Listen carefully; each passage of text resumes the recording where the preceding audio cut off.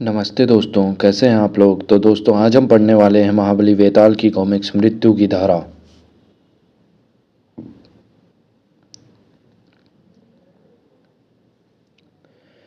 सैकड़ों वर्षों से घने और बीहड़ वन के रहस्य किसी को मालूम थे तो केवल एक व्यक्ति को, जिसका नाम था वेताल, चलता फिरता प्रेत।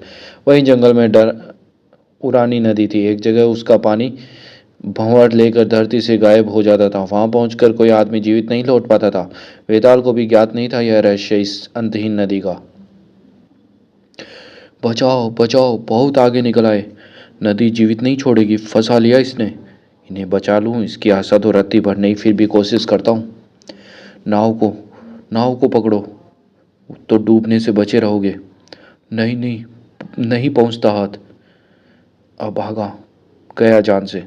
तुम मेरा हाथ पकड़ो, इधर आकर। अभी भंवर से बचा हुआ हूं, मेरा हाथ। अरे बच कर।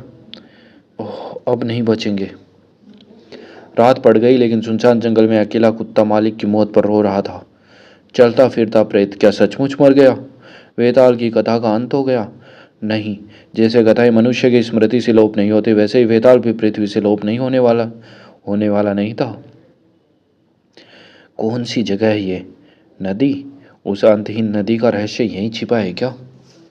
दोस्तों, हम मौत मौत के मुंह से निकल आए। हम जिंदा है, लेकिन जीना व्यर्थ है। हम पाताल में समा गए।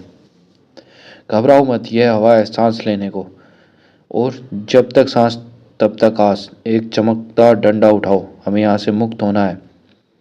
जिस रास्ते यहाँ आए उधर से तो नहीं निकल सकेंगे। पानी का जिस तरह बहाव है उधर उधर रास्ता खोजना चाहिए।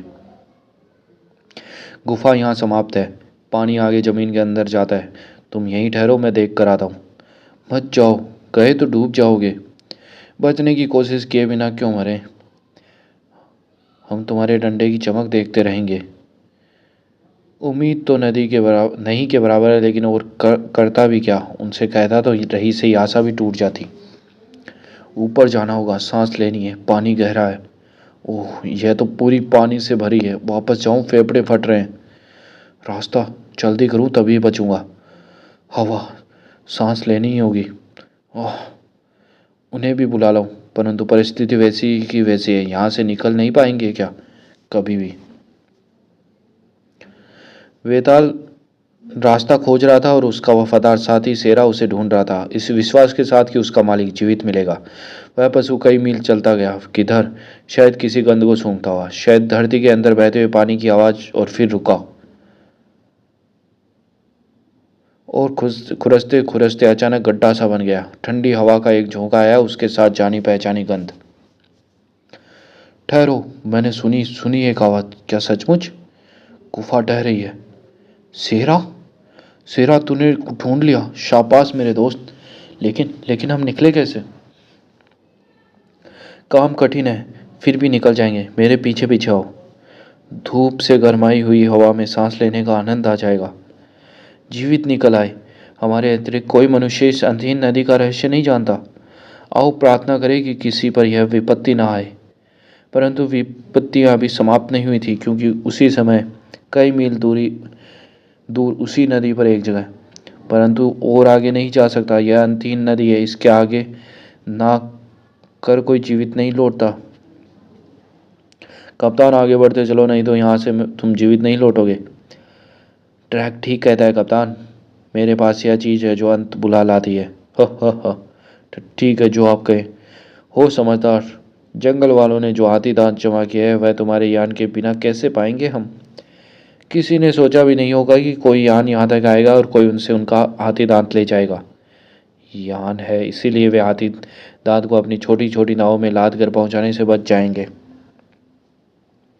और कुछ मील जाने पर यही पहला पड़ाव करो कप्तान। माल काफ़ी है। वह वह जरा सा ढेर ही हजारों का है। भूल जाओ, माल तुम्हारा है, अब हमारा है। होप्स, यान पर ला दो। लदवा रहा हूँ ड्रैक। ह ऐसे दो चार पड़ाव और होने दो, हम करोड़पति हो जाएंगे। मेहरबानी कीजिए, और आगे नहीं। आगे नदी में खतरा ही खतरा है। हम जहाँ तक कहें वहाँ तक जाना होगा, नहीं तो कूदो पानी में हमारी गोलियां खाकर। और यह लूट चलती रही। एक गांव में हमारा हाथी दांत चुराते हैं, इन्हें रोकना होगा। महाबली के वेताल के पास जाना होगा। और वह खोपड़ी की शक्ल वाली गुफा में पहुंचा। बड़ी नाव में आए, हमारा हाथी दांत चुराते हैं, खराब आदमी है, उन्हें चलकर रोको। तुम कहते हो यान की चोरी हो, यान भी चोरी का है, लेकिन कप्तान साथ में है। नदी उसकी जानी नहीं हुई है। तुम गांव वापस जाओ, किसी से कहना मत कि यहाँ आए थे, मैं देखता हूँ। अभी यहाँ तक नहीं पहुँचे, कुछ आदमी बुलाने होंगे। तुम्हें कुछ नुकसान तो होगा, लेकिन तुम्हारा हाथी दांत तो बचाना होगा। हमेशा तुम्हारी बात मानी है, अब भी मानेंगे। जल्दी करो, यान पहुंचने वाला है। यहीं इन चोरों को यहीं रोकना होगा। हाथी दांत रख दो और गोदी बनाओ जिसमें चोर हमेशा को सो जाए। संभल कर, गिर पड़े तो कोई बचा नहीं पाएगा तुम्हें। और शीघ्र ही। बिल्कुल ठीक। उन्हें दिखेगा कि नहीं कि यहाँ क्या छिपा है, अब गांव बना डालें। यह तो हुआ, अब कप्तान के लिए कुछ करना है। उन्हें पता नहीं कि उनके अपराधों का अंत आ गया।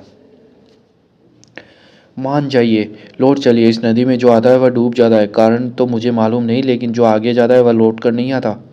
बकवास है, जंगल में रहते रहते तुम उटपटांग बातों पर विश्वास करने लगते हो।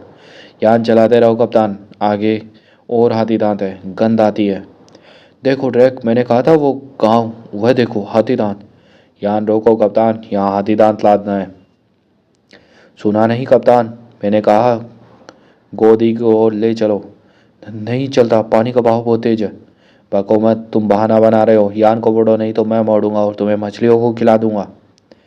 इंजन पूरे जोर से चला दिया है, लेकिन यान नहीं खींचता मुड़ता। देखो गजब, भंवर, यहां से निकालो। कूदे तो भी डूबेंगे, अब कोई उपाय नहीं। अब इसे बचा लिया। ओह, डूब गए, खेल खत्म।